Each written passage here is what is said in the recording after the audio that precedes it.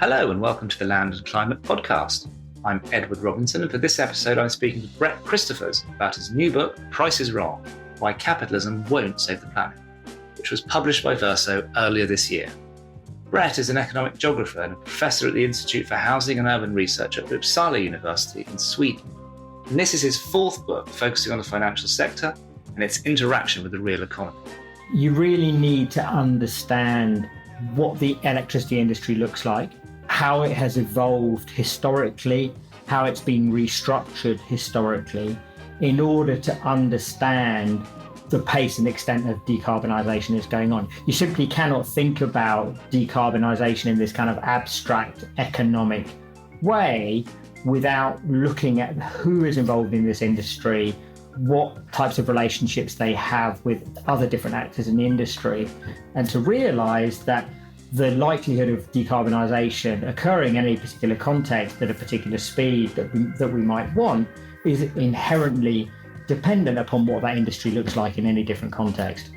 I began by asking Brett about the central thesis of his new book, which is pretty technical, and how it relates to land use in the context of continually rising emissions from fossil fuels. The thesis of the book is a pretty straightforward one, which is that the way in which the world is going about decarbonising the power sector rests on two main planks. The first of which is that the disproportionate focus is on solar and wind. So yes, in various different countries, there's varying degrees of emphasis on things like nuclear, hydro, geothermal, what have you. Notwithstanding the importance of those, for the most part, the world is expecting and planning for solar and wind to do the bulk of the hard work in terms of decarbonising electricity. So that's the first thing. And the second thing is to say, we are, and again, I'm talking globally here, expecting the private sector to do the bulk of the hard work.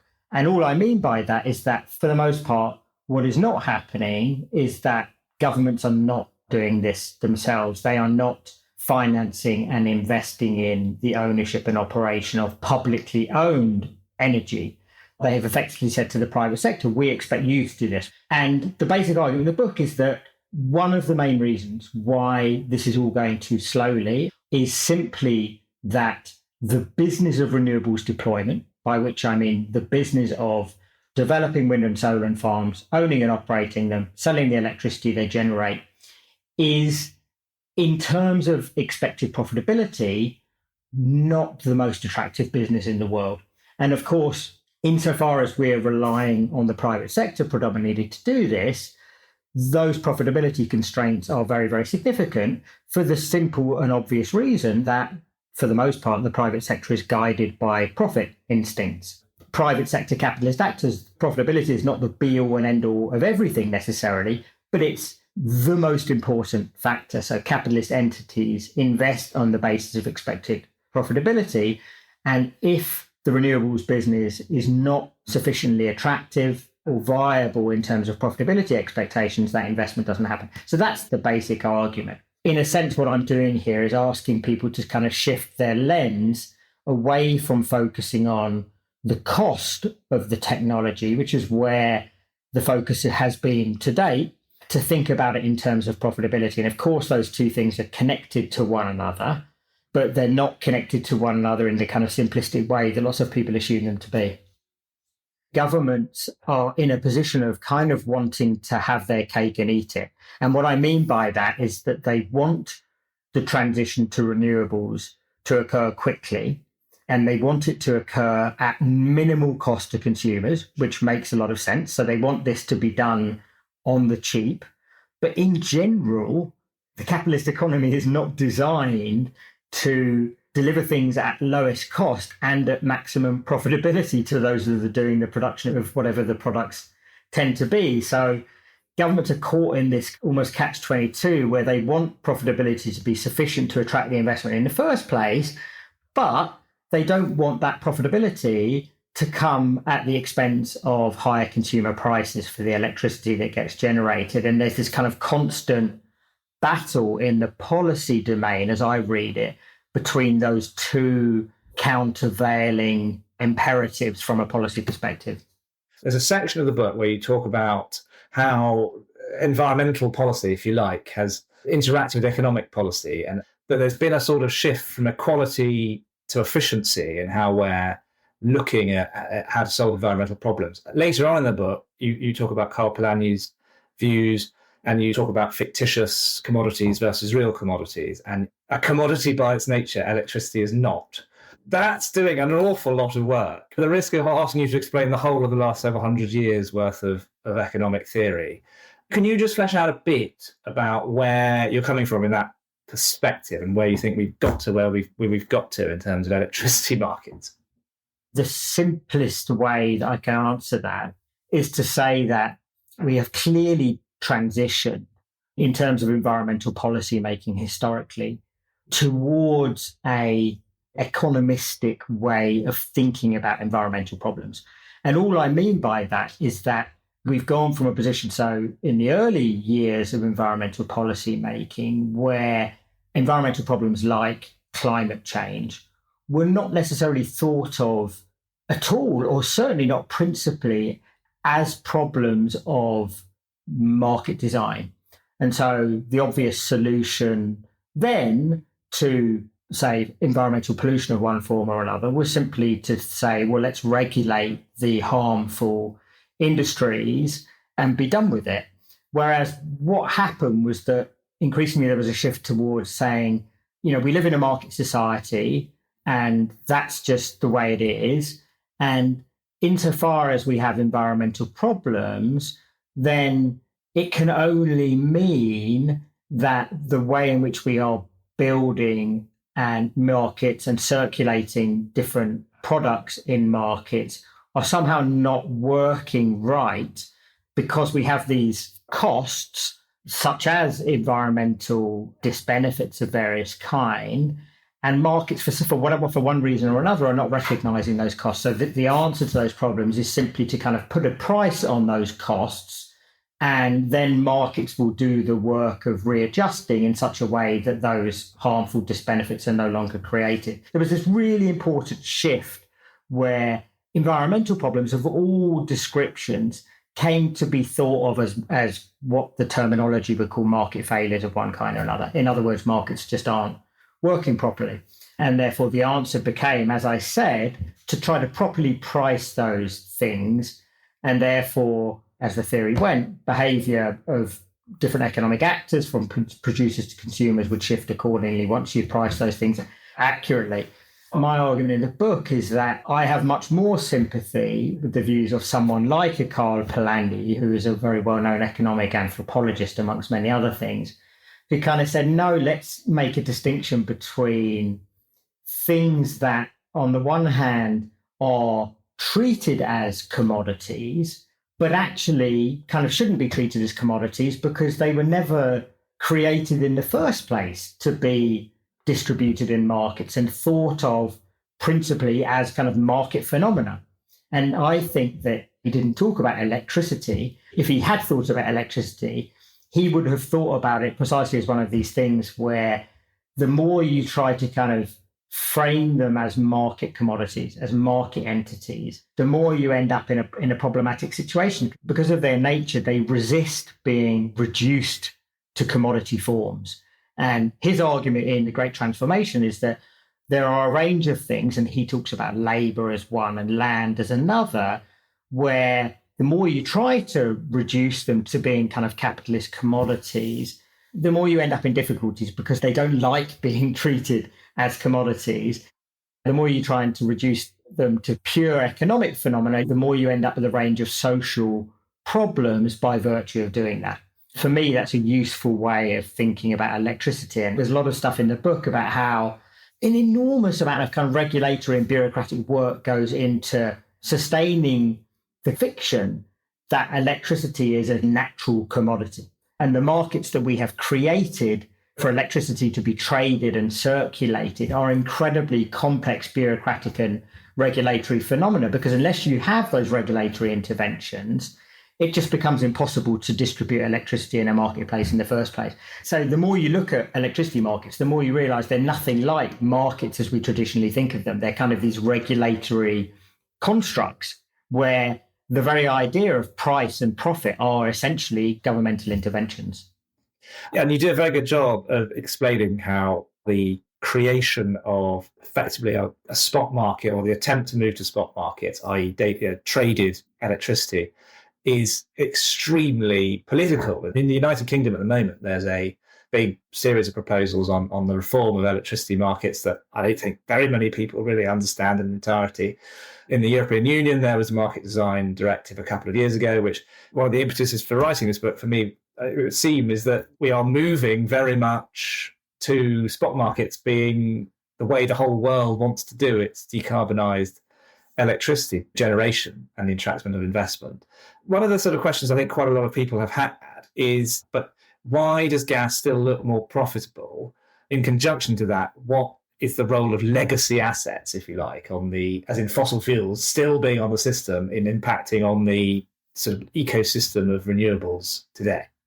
One of the reasons why it can be misleading to do a simplistic price comparison between, say, the cost of generating 1 megawatt hour of electricity through solar or wind on the one hand, or through a conventional power plant, whether that's natural gas or coal on the other, is that proposition is not necessarily competing on the market with a fossil fuel alternative, which would also be a new investment.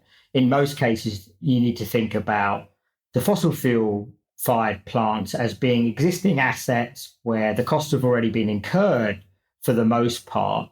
They're what economists would call sunk costs. This is kind of almost apples and oranges, right? You're not comparing like with like, because one would be a new investment and the other one is a legacy sunk cost. One of the other things that I try to emphasize in the book is that just because you have two different plants, say a renewables plant on the one hand and a gas-fired plant on the other, producing, say, exactly the same amount of electricity over a particular bit of time, that doesn't necessarily mean that the output of those two different generating facilities are equally valuable. Because, yes, different generating facilities, they're all just producing electricity. So electricity is just electricity, right? You don't get better or worse electricity. One isn't of a higher quality, so to speak. And yet, because they have different production capabilities, it is absolutely the case that one will tend to be producing electricity that is more valuable to the market than the other. And the key thing to think about there is, for example, in the renewables case, the owner can't control when the electricity is going to be generated and how much volume it's going to be generated in a particular timescale. That's completely dictated by nature in terms of wind conditions or solar conditions in the case of solar. Whereas a gas-fired plant is what's called a dispatchable plant, where the operator has complete control over how much electricity is going to be generated on a particular time frame.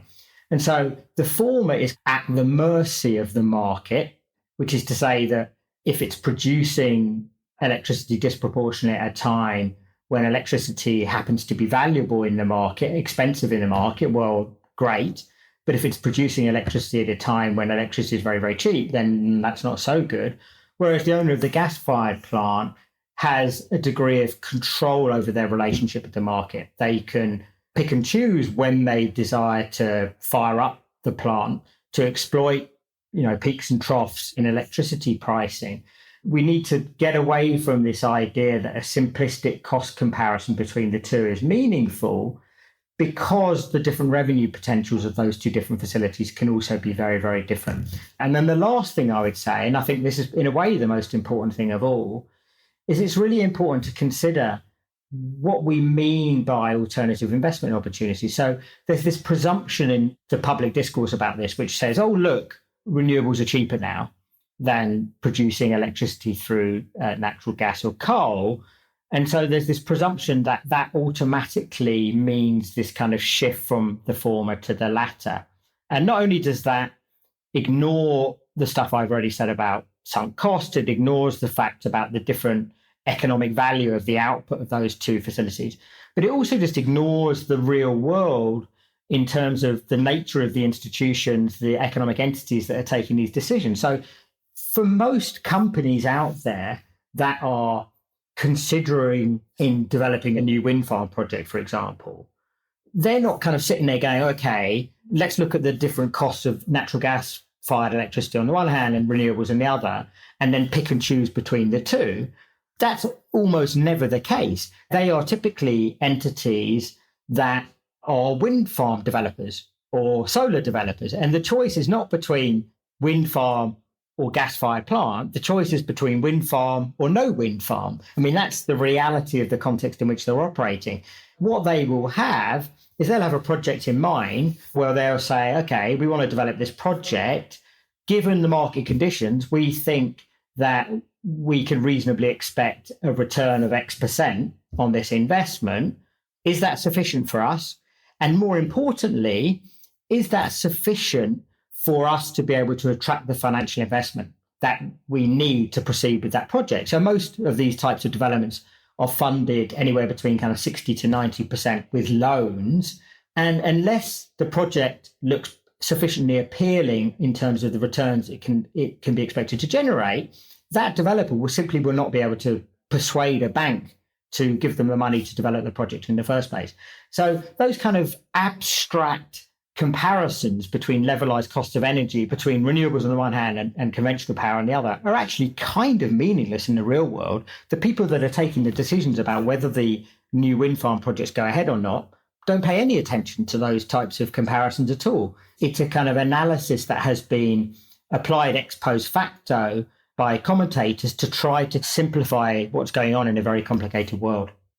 You've dealt well with some of the ideas in the market design world that have attempted to get over this. I mean, you've talked about locational pricing, and where you're based in Sweden uses locational pricing, and you explain why that hasn't quite worked out. I wanted to come on to one aspect that I thought was very important that I think you've dealt with in your previous book, but one, which is effectively to do with how rent-seeking behaviour is an important way in sort of whatever you want to call it now, late capitalism, of actually generating the returns that most companies actually do end up generating. Fossil fuels are often using plant that has been built not by the private sector, i.e. in an era that predated when private sector money was being used so much to build electricity generation. They're more vertically integrated sometimes than the renewables sector is, i.e. they often do own the reserves of whatever it may be, or they're intimately connected with those organisations. Could you talk a little bit about that and how that differs in terms of the geography of it and also the rent-seeking aspects from essentially what a renewables answer looks like?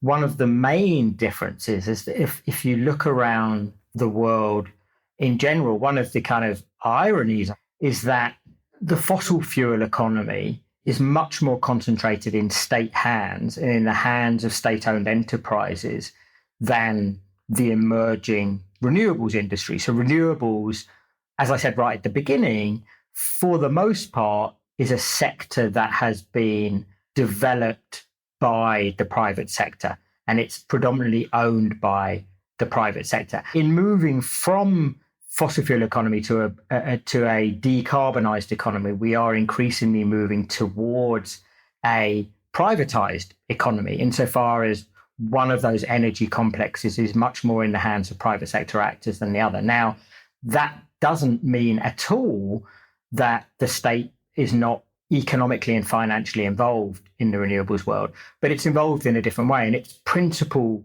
role, as well as doing things like designing electricity markets and regulating electricity markets, has been to incentivize that private sector development. So for the very reason that I examine in the book, to do with constrained profitability, what the state has found is that even with the decline in the technology costs in terms of both solar and wind, the state has found that it has had to continue to provide various forms of relatively strong incentives to get the private sector to deploy that capital to develop the wind and solar farms. So there was long a belief that once the technology costs came down in the way they had, that the state would be able to kind of back off and just leave it to the private sector, leave it to markets to do it by themselves. But they found that they can't do that for all sorts of reasons that I examined in the book. So everywhere you look in the world, state support, state subsidy for renewables deployment remains ubiquitous. There's nowhere in the world where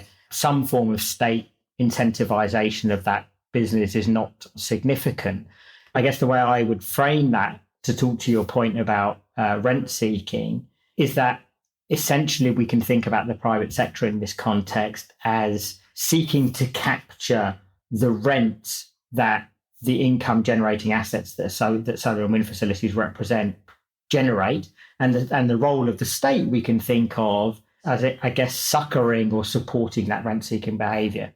And one of the things I say in the book is that you really need to understand what the electricity industry looks like, how it has evolved historically, how it's been restructured historically, in order to understand the pace and extent of decarbonisation is going on. You simply cannot think about decarbonisation in this kind of abstract economic way without looking at who is involved in this industry, what types of relationships they have with other different actors in the industry, and to realise that the likelihood of decarbonisation occurring in any particular context at a particular speed that we might want is inherently dependent upon what that industry looks like in any different context. Yes, absolutely. And I think the investment going into fossil fuels, prospecting as well as just generating, is going up. I mean, it's certainly not looking like it's about to peak in the next few years, as the IEA and others are expecting it might. Also, I feel, just for me personally as well, why I'm very sympathetic to the subtitle of the book, which people have pulled you up on, is that there's kind of a political reason why the market design people haven't gone as far as to actually put a proper carbon price on emissions, or on carbon, which would radically change how the rent-seeking behaviour in the fossil fuel sector operates, because their assets would be devalued radically if they did that. But the fact is that has not happened, and doesn't look like there's any chance of it happening. Yeah, I mean, that's absolutely my view as well. I go back and forth on the subtitle. Sometimes I think it has been unhelpful, but other times I think, no, I mean, I think that's kind of the logical conclusion of my argument. Is, you mention it, that competition creates monopoly.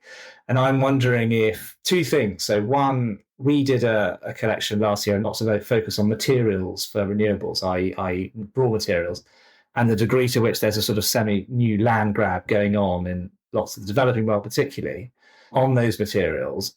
There's that. And then there's also the increasing role of private equity in terms of almost saying, if we can grab market share, it doesn't matter if we're not profitable for X, decades. I mean, Amazon is doing a similar kind of thing. It's not private equity, but in retail. And if we just sit it out long enough, we'll own the whole thing in 20 years. What do you think about both of those developments in the context of that? And be our final point. Traditionally, if you think about how capitalism in general works, my crude way of putting it would be that in situations where profits tend to be relatively low because competition tends to be quite intense, which I would say is a significant part of the issue right now with renewables. Renewable energy generation is incredibly competitive, and that's one of the main reasons why you have relatively low profitability. Historically, in those types of contexts, what capital does is consolidate, right? Is to build market power by eating away at that competition, which is the Marxian competition creates monopoly point, right? Which is that in competitive context, capital consolidates precisely in order to kind of protect and rebuild profitability.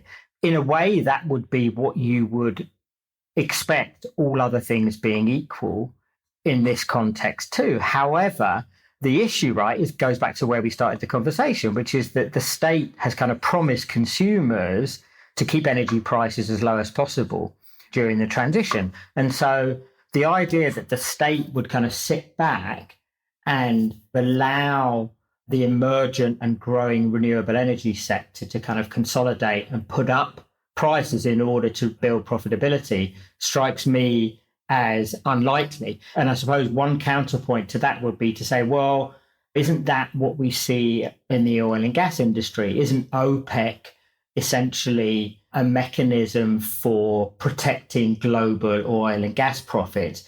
Well, yes, it is, but it's one that governments, certainly in the West, have obviously not always been particularly comfortable with, but more importantly, B, the way they have dealt with that and with the potential upwards effect of that monopoly power on consumer energy prices is by subsidizing consumption. One thing what people often forget when they say, well, look, the fossil fuel world is also riddled with government subsidy. And yes, of course it is.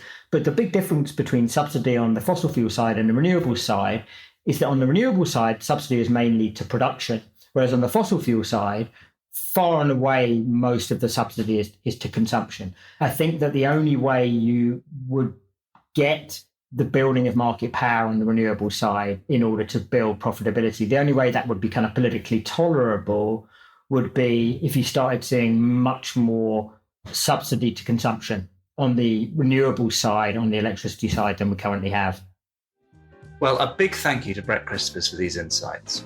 You can hear several longer interviews with Brett on many other aspects of his book on several other podcasts, including Volts and Novara Media's Downstream podcasts.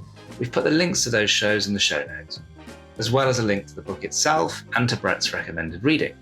If you like this podcast, why not give us a like on whatever platform you use, as it helps other listeners interested in land use and climate change to find us.